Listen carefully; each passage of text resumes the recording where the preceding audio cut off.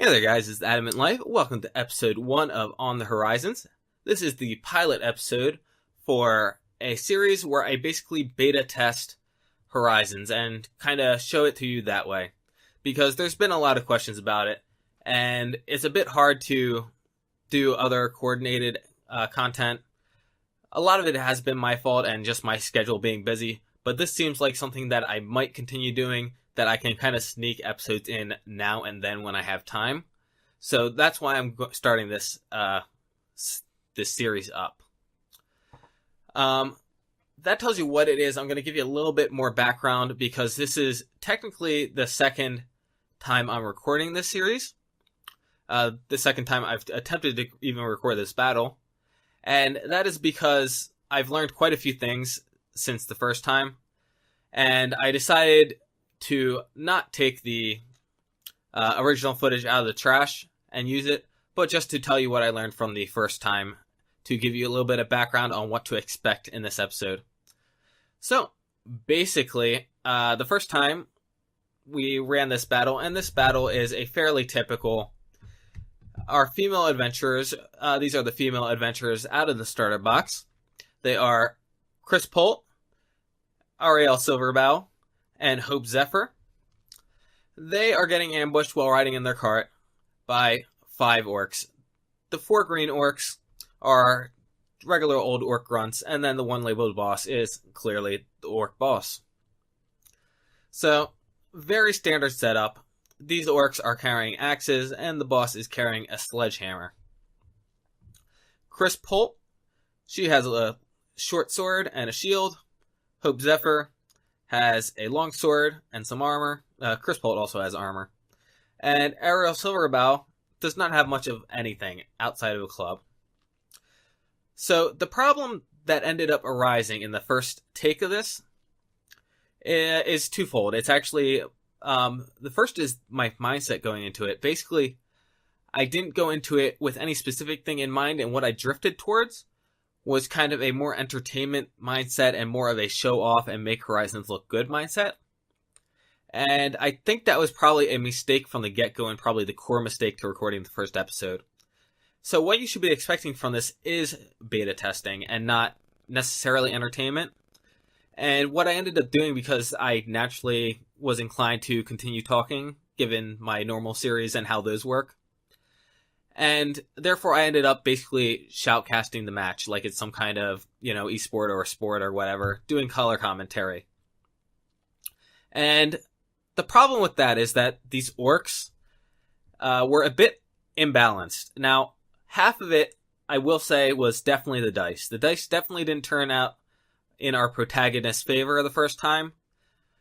But I think the problem really lied with the orcs themselves. And what happened is these axes that they have, an axe has an ability called armor damage.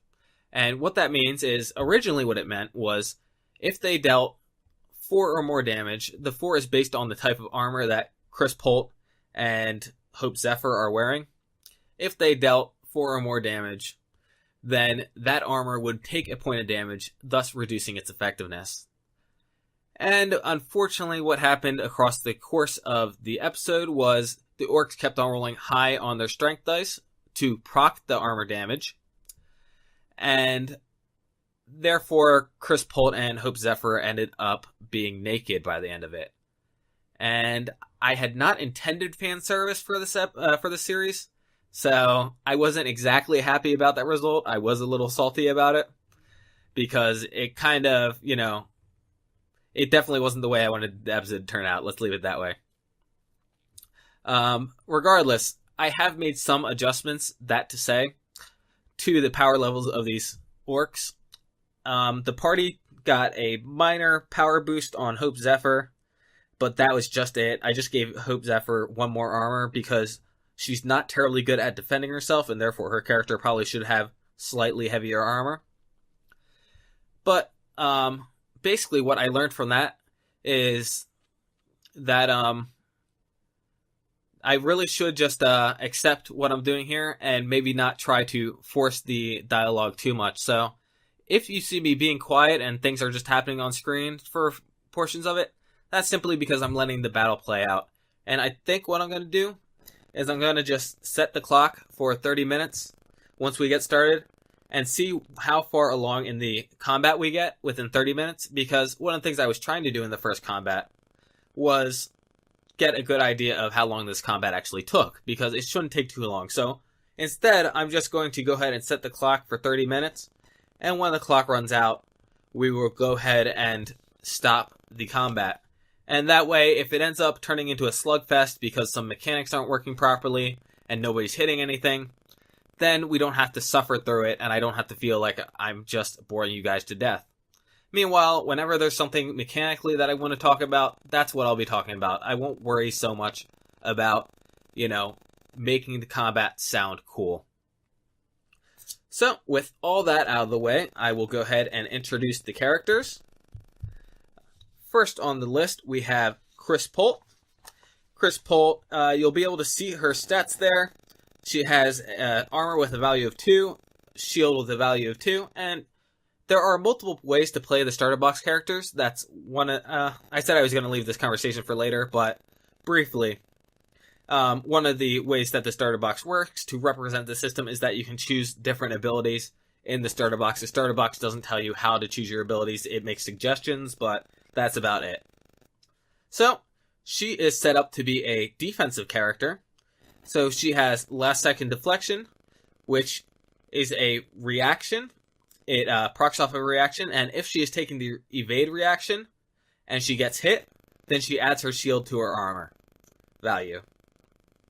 So if she happens to get hit while evading, as opposed to, like, for example, having a block reaction prepared, then she gets her shield added to her armor anyway.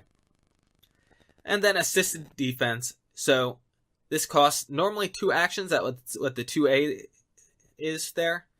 It's going to cost her 1 because she's a specialist and it's a support ability. So you choose a charge when you activate it. So she can choose Hope Zephyr or Aerial Silverbow, probably. And then she loses half of her CP. She only gets half of her CP to her defensive rating, that's DR. And CP is combat prowess. I have all these written out in my shorthand just because it's easier for me to keep it all there and have it in shorthand to read off of. So, these terms are things you'll come to learn if you're following Horizons. Combat prowess and dodge rating by half. So that brings her down to a 1 combat prowess to her dodge rating. And then add that amount, the amount difference there. So the 2 points of combat prowess that she lost to the charge while the charge is adjacent until the beginning of Chris Polt's next turn. So those are her 2 abilities, and then she has a short sword, which is a 1d6 light melee attack. Aerial Silverbow is the next one on our list. Again, you can see her stats on the left there. And she has Brew Potion, which she won't be using in combat. That's an ability that was used outside of combat to prepare potions, and those potions will be used in this battle. And then Triage, or Triage, however you want to pronounce it, which is a support ability, and bandaging wounds cost 1 action per strike instead of the normal 2 actions per strike. So, at least in combat, she can help stabilize someone, basically. If you're familiar with D&D and Pathfinder, she can stabilize a character with Triage. Obviously, she only has a light melee attack here with a club that deals 1d4, and if you look at her combat prowess and her strength, she's not built for combat at all. This player decided to play her as a purely out of combat character, and that's why I put her in here. Like I said, there's multiple ways you can play each character. In this iteration of Aerial Silverbow, her player decided that she wanted to try to solve situations outside of combat and be good at that stuff. So it looks like she has fewer points spent on this character sheet, and that's because they are somewhere else in role-playing stuff and other stuff like that. So it's not that she's underpowered, quote-unquote, because Horizons is not necessarily about combat. Combat does not actually get you any more experience points. It could potentially get you loot, but, it always costs you something to be in combat. So, That's something to keep in mind. So combat in Horizons is not the definitive answer, though some parties may prefer it. They may be more geared toward combat, and certainly certain characters prefer it and are geared more towards combat. And then we have Hope Zephyr. Hope Zephyr, the Halfling Fist of Croark, is a martial character, and therefore she gets her attack actions are reduced by one action, kind of like the support specialist characters get their support actions reduced by one action. And we can see her stats there. We can see that she has slightly better armor, as I mentioned earlier, than Chris Polt. The other, actually, I forgot to mention, I originally had her at Combat Prowess 2. I decided to up her to Combat Prowess 3 for this. That may have been unnecessary, but I'm doing it anyway for the heck of it. Now, you'll see that she has fleet-footed halfling. So, something I wanted to do with the racial abilities in this is I wanted to make them non-comparable, non-parallel with other abilities. So, after you ready evade, you get a free 1 square, so it doesn't count towards your movement, and it's non-tentative movement. What this basically means is that ability gives you, basically your 5-foot step or your withdrawal action that you would expect out of D&D or Pathfinder. D&D 5e, it is disengage, your disengage action. So, that doesn't necessarily make her a better fighter. It's not something that compares among fighters or among other characters necessarily directly, so it's not like, oh, I want to build this kind of character, therefore I have to play a halfling in order to get this ability. That's my idea here behind racial abilities in Horizons. I want to make sure that they are a nice benefit, but they don't make it ideal to play that race over another race. So, with that out of the way, Hope Zephyr, being the Paladin Fist of Croark, has a Divinity tier of 2 in her Divine Appointment, and that is basically going to be used to determine the power level of some of her other abilities. This is, a lot of abilities kind of work, separately by themselves. The Divine Appointment abilities are actually set up as a tree system in a way, such that you take a Divine Appointment, and then your other abilities improve as your Divine Appointment Divinity tier improves. So that's kind of a flavor thing for those abilities. And it helps differentiate them from other abilities and gives them an interesting way to say, hey, this is how my character, because it's a religious character and it's, a representative of their god, it gets special benefits that other characters don't actually get. They don't use these mechanics. So that, I think, is a pretty good, well-designed mechanic. We can see Challenge Foe there. It costs Divinity tier number of actions. That's what DTA stands for. It is not an attack, therefore it will cost her 2 actions. She only has 1 action, though. So the rule in Horizons is you can forego your movement and your actions in order to activate an ability that costs you more than the number of actions that you have in a turn. So in order to activate Challenge Foe, Hope Zephyr is going to have to basically forego her turn, but she selects the Nemesis. And she adds her Divinity tier, which is 2 right now. 2 attacks versus that Nemesis. These are the 2 attack rolls. 2 hit rolls. And then if we look under attacks, her longsword has both light and heavy melee attacks for 1 and 2 actions apiece, and D8 and D10 damage apiece. Longswords are a type of weapon called a variable heft weapon. Light and heavy are the heft ratings.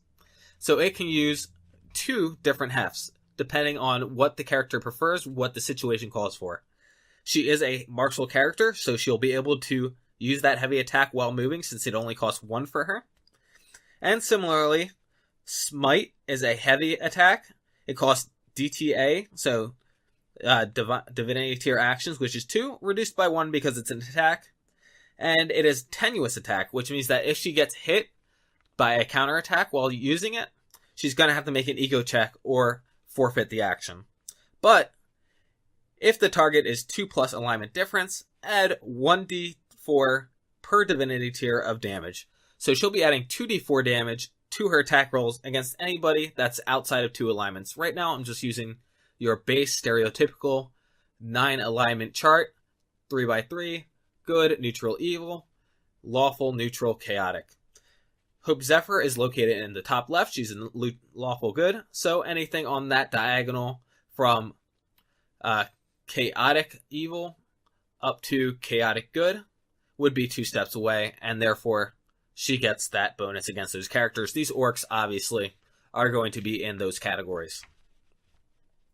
And that covers Hope Zephyr. So let's bring up the enemies. What are we fighting today? We can see we have Orc Grunts. They are basically on the right-hand side. I didn't explain this earlier, but at the top there, that is their race, comma, their profession. I'm still working out on what professions are doing, but I think I'm going to add them in. And basically, these are the things that you were doing before you started becoming an adventurer, and you took your archetype.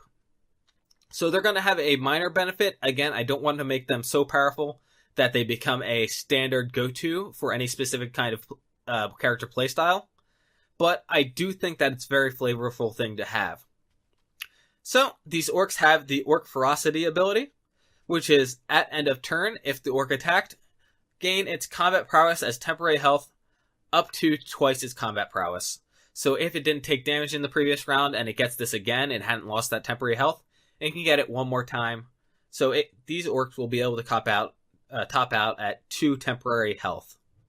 And again, back to flavorful abilities, I felt this was a good way of representing that orcs are kind of these things that they keep on going and they keep on going. And you're going to want to kill him quick because an orc is able to fight for a long time because his adrenaline is just flowing, and that's how the orc body works. Similarly, if the orc is running away, orcs aren't made to run away. So if he's not attacking, if he's just hightailing it, they're easier to pick off. So that being said, they have a light ranged attack with the javelin. You can see that it says light range and throwing. So a throwing weapon is going to take a -1 per 10 feet thrown, and it's going to add the strength bonus of the wielder -1. I did have this at the full strength bonus last time. This is another change that I made. I think this session I'm going to reduce that strength bonus by 1. Just because it seemed a bit powerful. And there wasn't as much incentive to get into melee at that point. Especially since you could theoretically just stand 10 foot away and chuck the javelin. But they deal 1d6 damage as their damage. The hand axe, likewise, light melee attacks dealing 1d6 damage. Obviously, melee attacks add your full strength damage bonus. And then they have, as I said, armor damage 1. I explained that earlier. So at this point, what I'm changing is I'm going to change that so that these armors that these characters have, Hope Zephyr and Chris Polt, will be in a category that requires a 5 damage on the strength dice in order to proc the hand axe damage, the armor damage, rather. The last thing to say about the Orc Raiders is that they do not have an archetype. If you notice under Orc Raider, it says none as their archetype. So this is a nice way, I think, of making NPC monsters just slightly weaker than characters by having their actions cost that 1 extra, which limits them. So, again, just a little bit of balancing here. And otherwise, it doesn't really matter. Otherwise, I meant to say, function like other characters. They just don't get that martial benefit. The Orc Boss, however, he is a raid captain, Orc raid captain with the martial archetype, so he will have his attacks reduced by 1. He has 2 actions a turn, 2 combat prowess, and 3 armor. Those are the big things, and then you can see his 30 health there. So he's a good bit tougher than the regular orcs. I did not nerf him at all, I think. And he has the Orc Ferocity as normal. That gives him up to 4 temporary health, since he has a combat prowess of 2. And he is wielding, as I said in the introduction, a sledge. So the sledgehammer has his basic heavy melee attack, requires 2 actions like all basic heavy melee attacks, and deals 1d8 damage. The smash on the sledge, however, requires 3 actions. He is martial character, so that's only going to require 2 actions of him, so he will be able to move and use that ability. It is, however, a tenuous ability. You'll recall I explained tenuous when we were going over Hope Zephyr. And it also deals 1d8, but it has armor penetrating. So armor penetrating, what that ability does right now is you take half the damage you do, and that just goes straight to health. The other half gets reduced by the armor, and any leftover then goes to health. So, if the armor is, like, let's say 3/4 of your damage, then you'll get half of that automatically through, and then the rest of it will get reduced. So you're at least getting half. So, let's go ahead and hop on in here. I'm going to go ahead and roll initiative and add these guys to the chart. I guess I should explain the tools I'm using. That would make sense to know how exactly this combat is going, and so that you have a baseline as to, what I'm doing here. So what I'm doing is I'm using these character sheets. These are the same exact thing that you've been seeing on screens, literally, just pulled there. So they're not super advanced character sheets that would make it super easy, but at the same time, they are pretty simple. I don't have anything pre-calculated on them, so I'm going to be doing the calculations on the fly. Normal character sheets obviously would have pre-calculations on there. You're like, what's my hit bonus? What's my dodge rating, etc. These do not, so I'm going to have to do that on the fly, and I think that's going to give a good impression as to how easy it is to do that on the fly.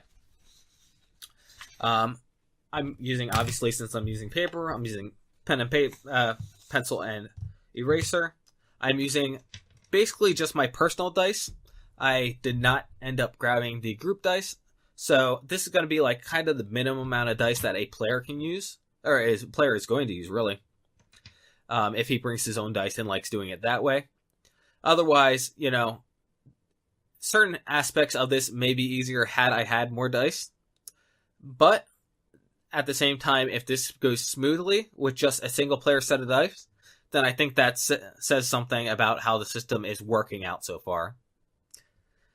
And then this right here, right underneath my face, you can see this is just the dice cam. The dice cam is an old webcam, so as you can see, it does not, I tried adjusting the visibility on it, the focus on it, but it is super old, so it's not showing up the D20s very well. The other dice are okay, but it may be a bit difficult in situations. Otherwise, the other tool that I'm using, you'll see on the right here. Right. That is the an initiative program I'm using. I've gone over in the treatise that I think that electronic tools are beneficial to play, and that it's good to have them. At the same time, I don't want to make it required to have electronic tools. I'm going to use this simply because I'm playing by myself and it's easier to do it this way, and I think it would be an unnecessary hindrance to try to do it by hand all by myself. But I do have a system in development for doing this by hand, and it's looking like it should be a good replacement for having an app in case you don't have a cell phone or a laptop or something like that to run the app on. And it's certainly better than a lot of the other alternatives I've come up with, so I'm kind of happy with that, and I will mention it once I'm done, really giving it a good thorough go over and making sure it's working correctly. But this is what we'll be using right now.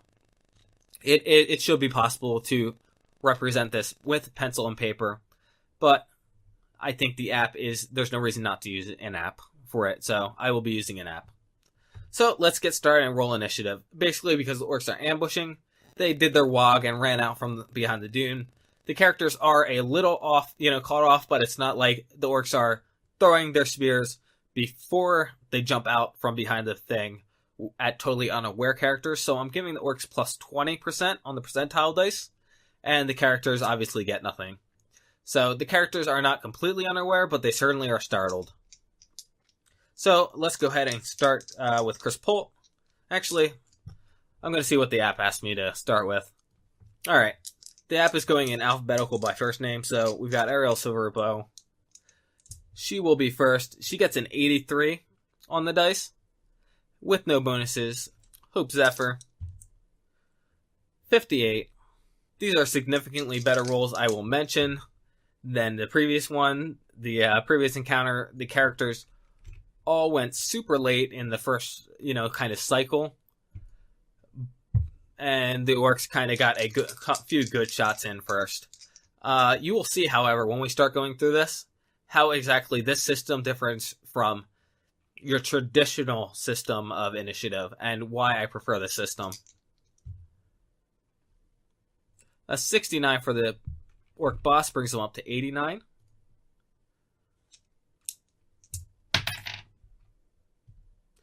A 33 for Grunt 1 brings him up to a 53.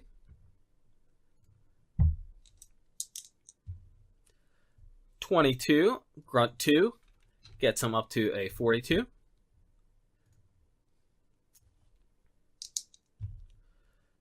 Grunt 3 gets a 71 to bring him up to a 91, the highest in the initiative order, I believe.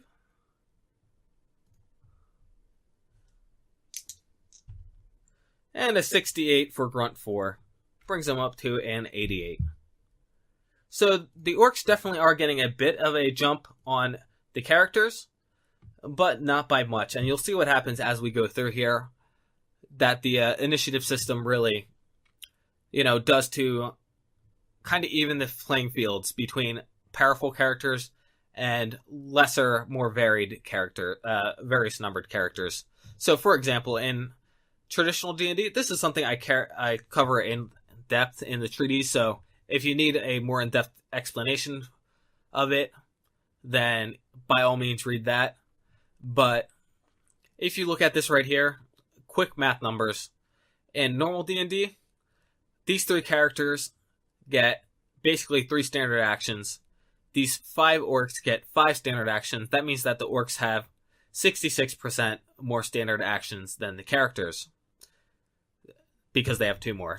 2 of 3 is 66%. So that actually puts the orcs at a pretty significant advantage in terms of actions. And the problem is that in a dice-based game, the actions do mean a bit more. And additionally, not just because of the dice, but also because they're going to have these actions. They're going to maintain actions longer than the characters. So, for example, if Ariel drops really quick, because Ariel is a really flimsy character, now this group is down 33% of its actions, and now the orcs is 250% more actions than the group. You can see how that kind of snowballs way out of proportion at that point. So the initiative, the way initiative works here is going to definitely swing this in favor of the party big time. Whether or not you personally believe that should happen is up to you, obviously, but my personal assumption is if these characters are more powerful than these weaker characters, and honestly, I think this is a pretty standard encounter, like a couple more weaker characters against a fewer number higher level characters seems pretty standard in D&D, so I think this is a perfectly reasonable encounter. But in my opinion, the difference in strength between the characters and the orcs should make up for the numbers, which it generally doesn't do if we're just talking actions. If we're just talking typical initiative setup, then the actions are going to end up overwhelming the characters despite the fact that they're stronger.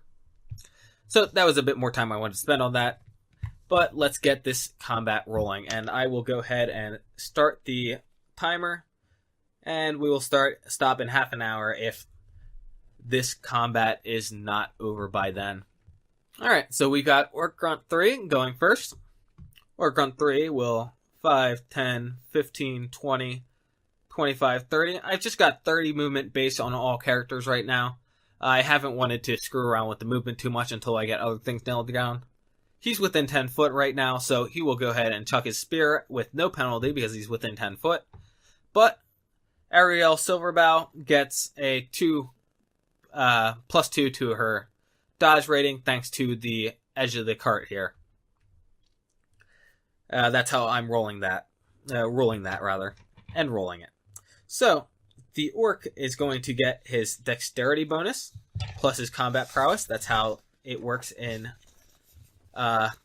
Horizons. For all attacks, you get your dexterity and your combat bonus. So he will be getting a +2 to this roll.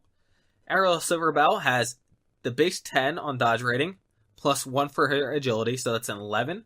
So the orc needs a 9, except for Ariel Silverbow. Ariel, I'll skip the last names. I gotta stop saying the last names. Ariel is going to get the +2, so the orc actually needs an 11. +2 from the cart. So the orc needs an 11. He got a 19. So, starting things out pretty similarly. Fortunately, though, I said that one of the changes I made for the thrown attacks is that they're at -1 strength. So the orc gets a D4 instead of a D6 on its strength damage. Strength and Horizons, by the way, is all dice rolled. The way the numbers work out is you get 0.5 more damage on average doing it this way, which is not a big enough deal to worry about, and it makes the combat more exciting because we're using the dice instead of just stacking all these bonuses on to get as big as a bonus onto our dice roll such that the dice are insignificant. That's one of the problems that I feel D&D and Pathfinder have, which is why I'm bringing it up. So the orc rolls a 4 and a 4. That is going to be an 8 damage to Ariel. Ariel, unfortunately, does not have any armor. That brings her down to 4 HP. Next on the initiative order is the orc boss. The orc boss does not have a ranged weapon, so he will just move 5, 10, 15, 20, 25. I'll say he can hit from there. It's one of these things. I've said before that I prefer other style maps over grid. I'm using grid here just because it's what most people are familiar with.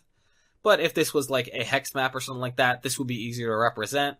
And therefore this boss would be like here instead. And it'd be just fine. Or if we didn't even use a grid, he would just then move right there and be within range. Then we can just play the base to base rule. Regardless, he will go ahead.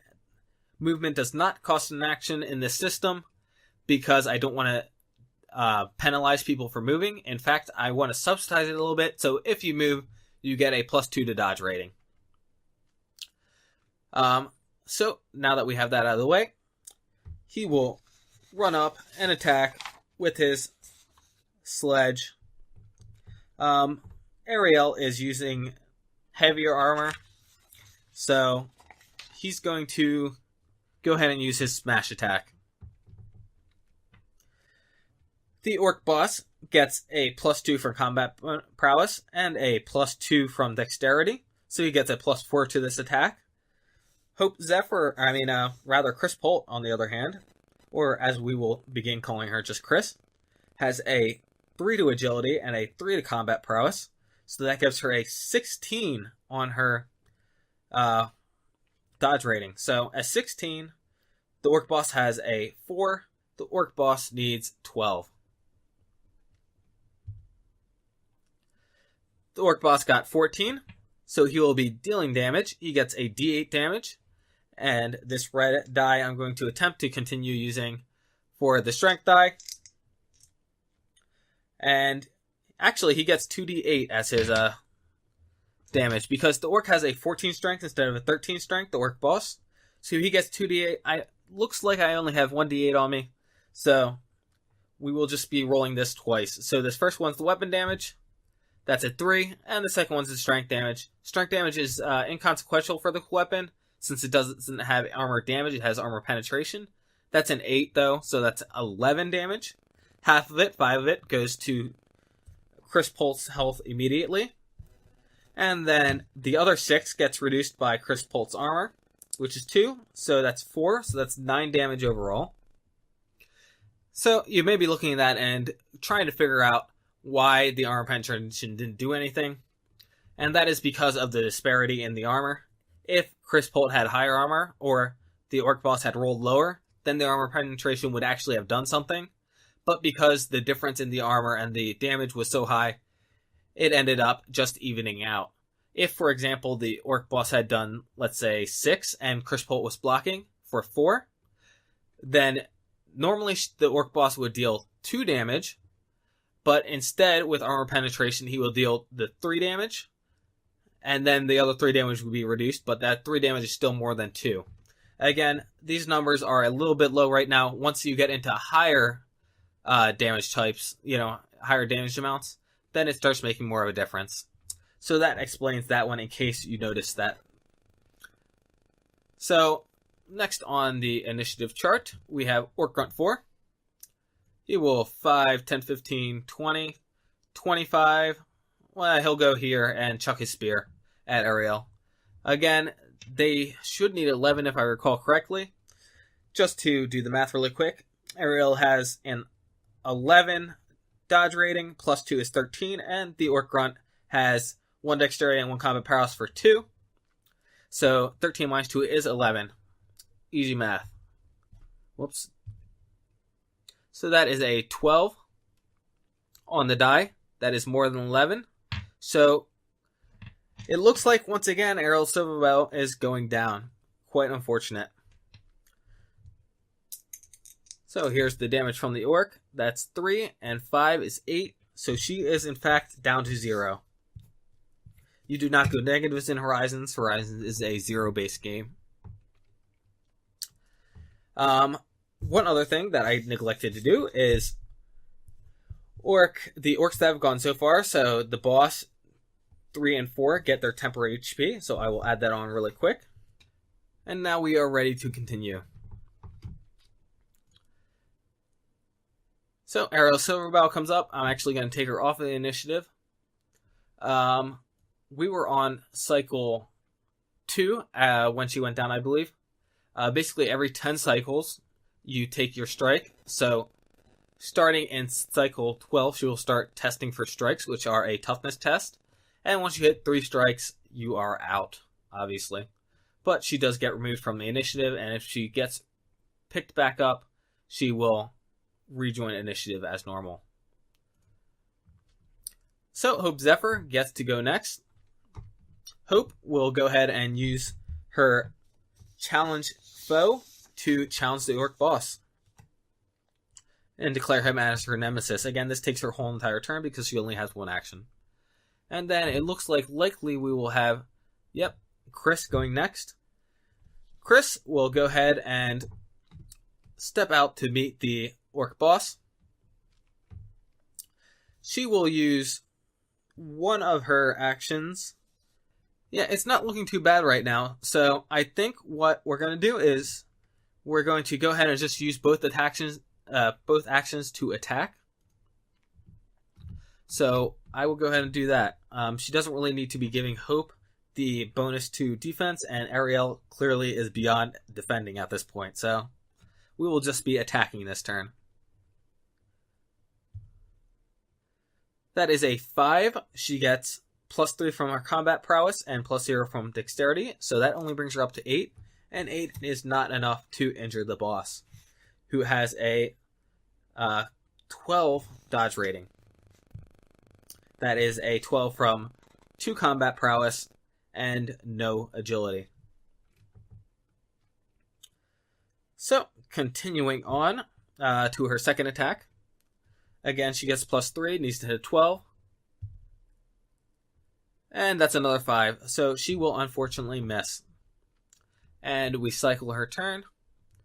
We got Orc Grunt 1 finally getting to go. He will go ahead and charge into combat with his boss. 5, 10, 15, 20. And he will attack here. Again, as I mentioned at the beginning, I believe, Chris Bolt has a 16 dodge rating. So the Orc with a 1 dexterity and 1 combat bonus is going to need a 14. And Chris Bolt moved this turn. So Chris Bolt for moving gets a +2, so she's up to an 18. So that's not going to happen. And we get to move on to the next character, which is Grunt 2.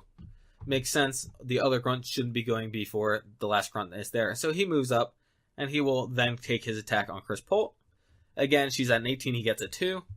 So he needs a 16, he gets a 1. So that is clearly going to miss. And now that we're into kind of the second set of attacks, I'm probably going to go ahead and just let the things happen, and you'll see it happening. And I should have prompts on the screen in post-processing to help you get along. Otherwise, if something comes up that I find interesting to talk about, I will go ahead and do that.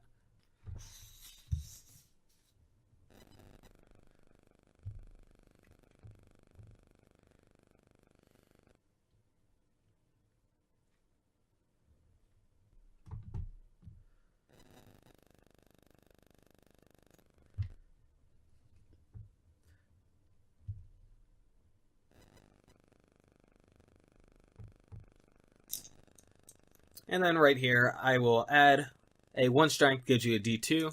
So that's what this die is. So that's 6 and 1 for 7 damage to the orc. Grunt. The orc grunt has 1 armor, so that's going to be 6 damage to the orc grunt number 1.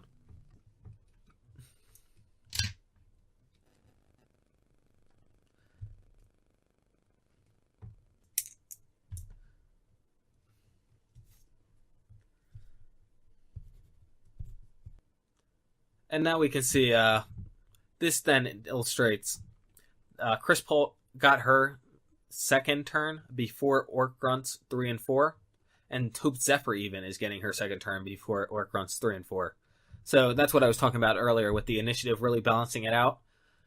Chris and Hope are getting their turns much more quickly than the Grunts because they have 3 times the combat prowess.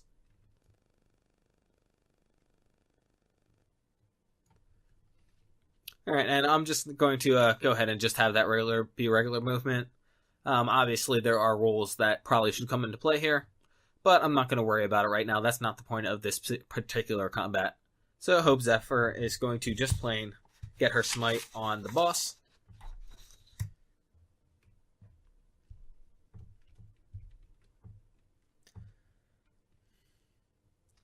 And now we get to see the power of smite. So Hope Zephyr, with a 9 strength, actually gets a -1 to a d4. I only have 2 d4s on me, so I'm going to roll the damage first and then the -1d2 rather from the strength. And it is a heavy attack, so it will be using the longsword's heavy attack value. That's why the smite does not have a damage value on it. It only has a damage bonus because it uses the weapon's damage value instead.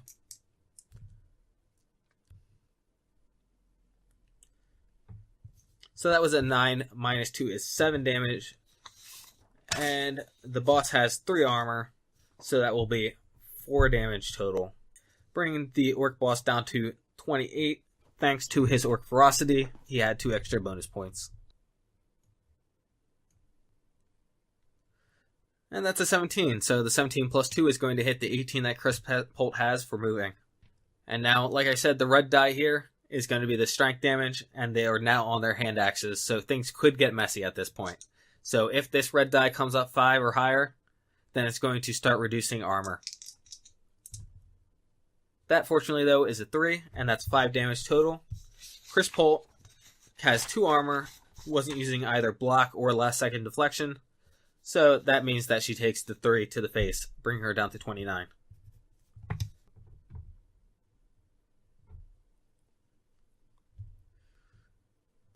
And then that's a 19. So Chris Polt is starting to get into some pretty horrible stuff. Fortunately, that's only a 2 and a 1 on the damage dice. So that actually gets reduced to 1. Now, interesting to note, had Chris been using evade this turn, I'm assuming that still would have hit. That would have been a 21 against her. Actually, no, that wouldn't have hit. The orc would have needed a 20. So that's something to keep in mind for this encounter, is that it is actually possible if Chris Polt gets to move, that she doesn't get her, that the opponent needs a 20. The orcs are going to need a 20. So that's something I may have to think about balancing. But what I was getting at is she would have had a 4 total with her last second deflection of armor between the armor and the shield. That would reduce the 3 down to 0. Evading, the reason it gives you a +5 to dodge rating, and the reason that's so powerful is because the second you take damage, you actually lose your evading reaction, which is not true for block. So that's one of the balancing things I have in here. But last second deflection would have stopped her from taking damage, and therefore she could have kept on evading, thus requiring another 20 in order to actually get hit. But as it is, she takes 1 point of damage since she has 2 armor, bringing her down to a 28. And I go ahead and give these 2 orcs that just attacked their bonus HPs. Orc 4 is at 9, and Orc 3 is sitting on his healthy 22 out of 20, thanks to the bonus HPs. And we're back around to Chris Polt.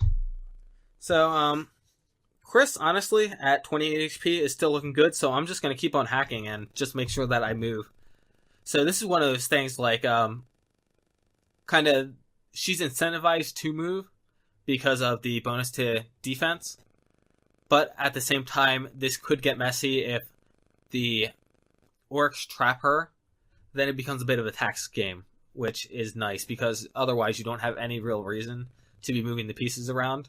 But now the orcs have a reason to be moving in order to trap Chris Polt and Hope Zephyr so that they can't move. So it's harder for them to defend themselves. And likewise, they have a reason to be hacking through. For example, Chris will be hacking through orc number 4 because he's badly injured and it will open up an additional escape path if necessary. She could, I will mention, continue moving. Again, none of these orcs have prepared reactions to counter, and therefore her movement isn't going to get her in trouble. But by not moving out here, she makes it less likely that, for example, if she misses this orc, he steps in here and now all of a sudden Hope is stuck in here. So that's why tactically, again, this is important where Chris is moving instead of just kind of moving and then saying, whatever. So Chris gets her 2 attacks. And that 11 for Chris is going to tie the 11 on the dodge rating. That orc did not move, I believe, last turn. No, he didn't. He just attacked. So therefore, he still has the 11 and he gets hurt. Tie wins for the attacker.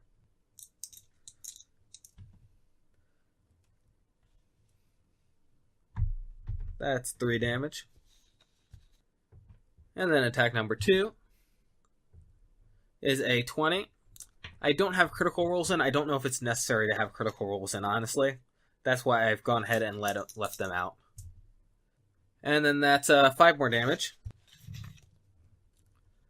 And then Orc Grunt 1. He could move to increase his bonuses to... yeah, see, I don't have a rule against going back and forth here. So this is good that I'm playtesting right now.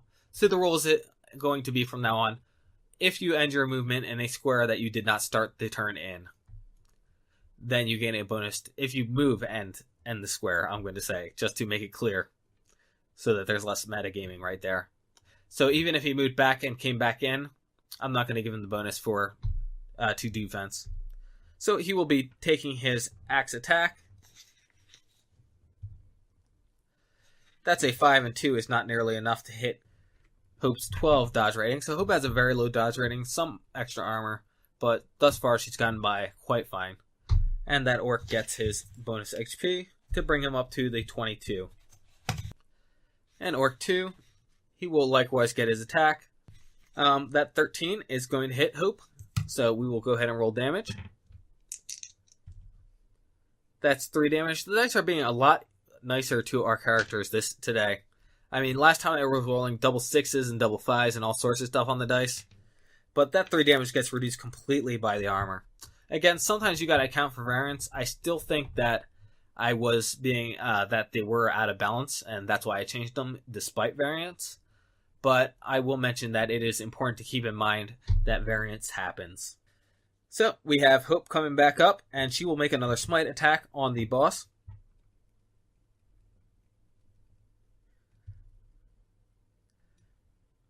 As a 14, she gets the +2 from dexterity, bringing her up to a 16. 3 from combat prowess is a 19. And then the challenge foe adds another 2 for a 21. That is way higher than the orc boss's defense rating, dodge rating. So that is going to hit. Again, D10, 2D4s, and then I'll minus the D2 afterwards. So that's 9, plus 2 is 11, plus 3 is 14, minus a D2 of 2, so that's 12. Minus the orc boss's 3 armor is going to be 9 damage. So the orc boss looking pretty beat up right now, but he will keep on swinging as soon as he should be up next. There we go. So now he's going to lay off the smash attack, and he's going to take 2 heavy attacks, I think, to increase his odds of connecting. So that is a 19. That's definitely going to hit. And I'll go ahead and just roll the other one really quick, because it's unlikely that he swings at Chris Polt instead. That 15 is definitely going to hit Hope's actually Hope should have, because Hope isn't stupid, moved here and started following Chris out. So, I like the rule personally that you can't go diagonally between enemy characters. That is a rule that I believe is in D&D. So I'm going to continue doing that rule. And I'll go ahead and move the boss here because it's technically more tactical. Unfortunately, chances are Chris is going to get her movement before these two orcs, like almost guaranteed. So she will be able to slip out this way if necessary. Otherwise, he's letting them get away at this point. But this does mean that that 19 was on Chris Polt instead, who is at an 18 dodge rating, so that was going to hit. And then this 15 gives him a +4, so that's a 19, which also hits her 18 dodge rating. So Chris Polt actually gets pretty brutalized here. So this is 2d8 on each of these, reduced individually by armor. So that's 3, and the strength is 2 for 5 damage, reduced by armor 2, so that's 3, bringing her down to 25. And then the second one is 1 and 5. So that's 6, reduced by 2 is 4, bringing her down to 21. So actually not too bad. Armor helping out a bit there, and poor dice rolling on the boss's part, also contributing. That concludes his turn, but he does have a +2 to his defense rating for moving. And yep, Chris Polt gets to go before Orcs 1 and 2, as predicted. So she will go ahead and she could step here, but there's a chance. It doesn't look like Hope is going to go after the other two orcs, but there is a chance that Hope could get caught for some reason. Actually, it's a much more likely thing if the orc moves here. So, yeah, you know what? I'll just move Chris here for the heck of it. Let's see what happens. So there's her movement, so she'll be up to an 18 per usual. And she will... You know what? She's still feeling healthy. She's still above half health, so she's still going to continue wailing. The orc captain, or boss rather, has quite a bit of damage on him, so she will go after him instead. He has a 12 dodge rating. She has a 3 on her combat prowess, so she's going to need a 9. Actually, she needs an 11 because of he moved.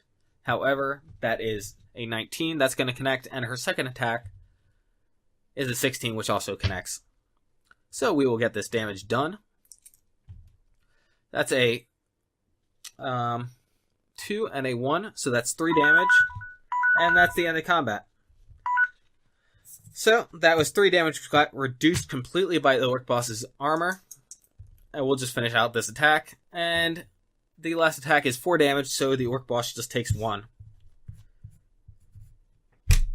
So that concludes combat for now. That was half an hour from the start of combat. I did a bit of talking. I wonder how much that, contributed. I said I was going to, I might go quiet, and I realized after a while that it just wasn't feeling good for me, so I started talking again. So that's probably going to be how we're do it. I'll just talk continuously and try not to turn it into some kind of sporting event.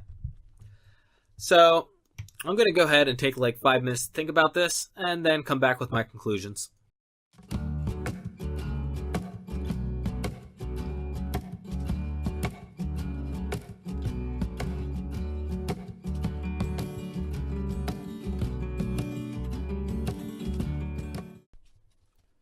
Alright, I think overall that more or less went well. I'll have to think about the combat prowess on the orcs, because I think they probably should have hit a slightly more often than they did, though that would also speed up combat, so we'll have to think about that. Think about how we're going to balance that. I am not... I don't know that Orc Ferocity was so powerful that it couldn't be each time the orc attacks it gains combat prowess worth. Just because that needs both actions and the combat prowess, which cost a lot of points to acquire. So I don't know that that's technically imbalanced. Maybe change it to every time the orc hits. That's the other possibility. Otherwise, Crisp Holt dealing very little damage was actually very to be expected because that's not her jig. You know, she's not supposed to be dealing damage. Therefore, it was nice to see, okay, she didn't have, the smite, for example, to deal the extra damage with. So, that's something. Ariel falling once again. We were on cycle 15, so Ariel should have had a test, just one though. She wouldn't have died by this point. We could always consider. I don't think these orcs would go after somebody that's already down, but it's something to consider if there's for some reason a group to coup de grace. This fact that the group's getting split up is something to consider at very least. Hope walking away completely unscathed. It's funny because she only has that 12 12 dodge rating. So she definitely should have been getting hit more, and the orcs definitely deal enough damage to get through, so I think that was just a fluke. That seemed like variance to me. Otherwise, something that I noticed while I was going over this stuff in my head was that I had a rule that I was playing around with. I had two rules. One rule, actually, that I was supposed to play with, and one rule that I was playing around with.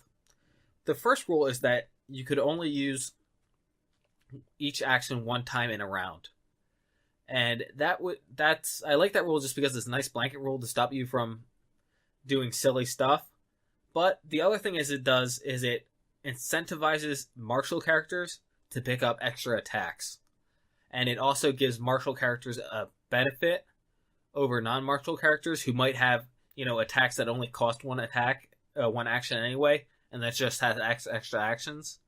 It would secure the benefit that martial gives you, as well as letting characters diversify their attack arsenal, and therefore making combat more interesting. Because, at that point, Hope Zephyr only had one attack, or one action rather, so she was just fine using Smite each time.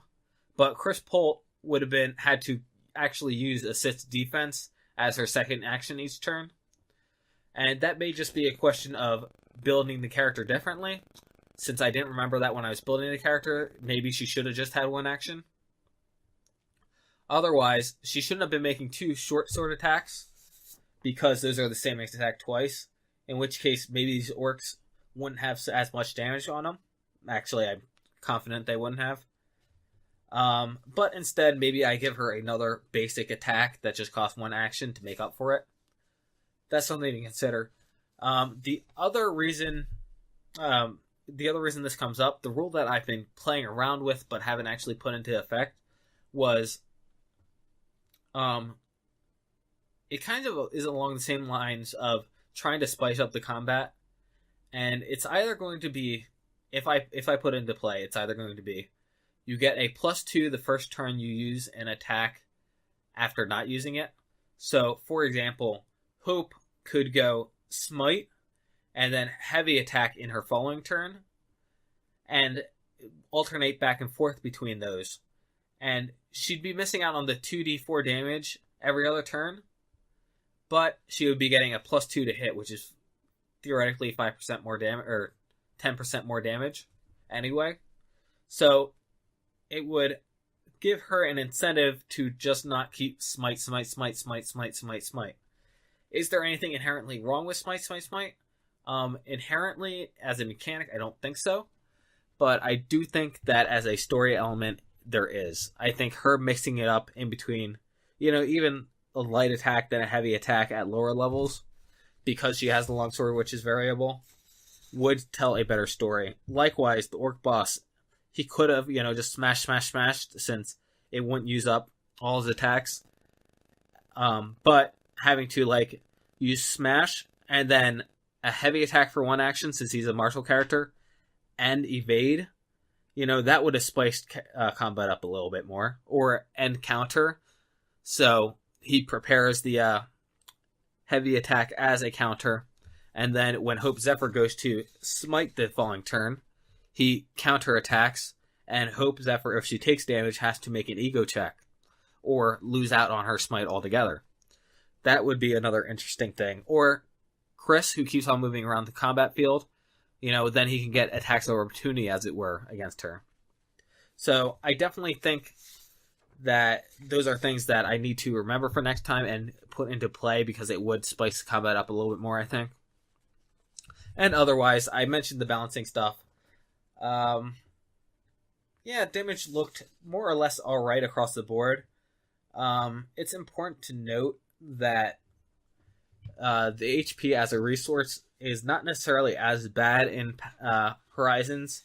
So, for example, if Crispult drops down to 5 and then has to heal back up, that's not as crippling as in lower level D&D Pathfinder campaigns where you only have like 3 spells and 1 potion, due to the way that magic works and due to the way that brewing potions works. We didn't get to see any potions this battle because not enough damage was dealt, but maybe we get to see it next battle. So that was the pilot episode of On the Horizons. We'll see when and if I continue this series. Obviously, it will do in part to due to my free time, whether or not I get the free time to do it, because I have other stuff that takes up a lot of time, and obviously desire of people to see it. So, for example, if you were to say, get all your friends to watch this so that I'm getting more views than AdamantLife, then that would incentivize me to do this instead. So, there you have it. Yep. Thank you for watching. Like, favorite, and subscribe, and comment. All these things are wonderful things that I would really appreciate. And until I see you next, have a great morning, afternoon, or evening, wherever you're at in the world, and I will catch you later.